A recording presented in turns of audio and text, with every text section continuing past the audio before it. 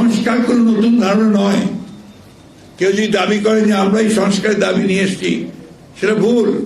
2022 সালে, এটা বোধহয় এসছি নেই, আমাদের ভারপ্রাপ্ত চেয়ারম্যান তারেক রহমান প্রথম আপনার 31 দফা সংস্কারের কর্মসূচি তিনি দিয়েছিলেন।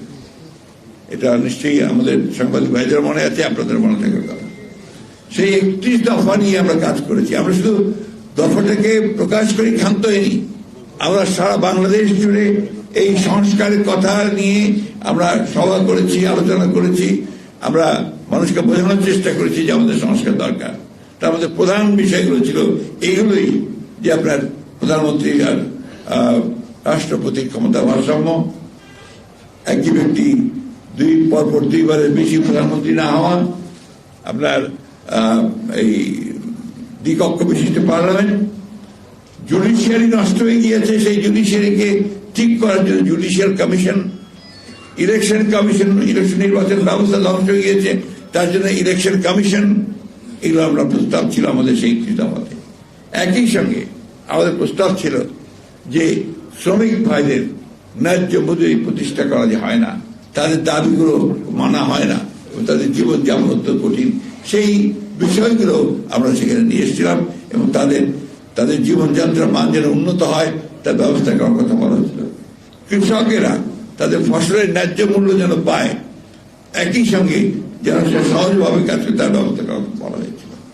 শিক্ষা ব্যবস্থাকে উন্নত করবার জন্য, মানসম্মত করার জন্য সেটাও আমরা করেছি।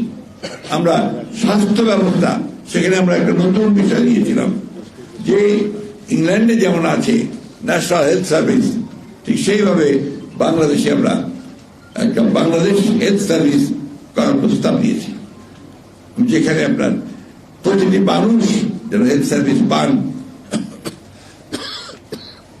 সেটাকে নিশ্চিত করার জন্য আমরা বলেছি। সুতরাং সংস্কার কোনো নতুন ধারণা নয়। কেউ যদি দাবি করে যে আমরাই সংস্কারের দাবি নিয়ে এসেছি, সেটা ভুল। সংস্কার একটা চলমান প্রক্রিয়া, প্রতি মুহূর্তেই সংস্কার হচ্ছে, সেই সংস্কারের ধারা চলতে থাকবে। সেই জন্যই তো নির্বাচন বন্ধ হয়ে থাকতে পারে না। সেই মুহূর্তে তো দিনের পর দিন আমরা একটা অনির্বাচিত সরকারের হাতে দেশ চালাতে দিতে পারি না। সেই কারণেই আমরা যখন কথা বলি যে আমরা নির্বাচনটাকে তাড়াতাড়ি চাই, আমাদের সম্পর্কে ভুল একটা ব্যাখ্যা দেওয়া হয় যে বিএনপি তাড়াতাড়ি নির্বাচন চাচ্ছে ক্ষমতায় যাওয়ার জন্য। ক্ষমতায় তো আমরা আগেও ছিলাম ভাই, 2-3 বার ছিলাম,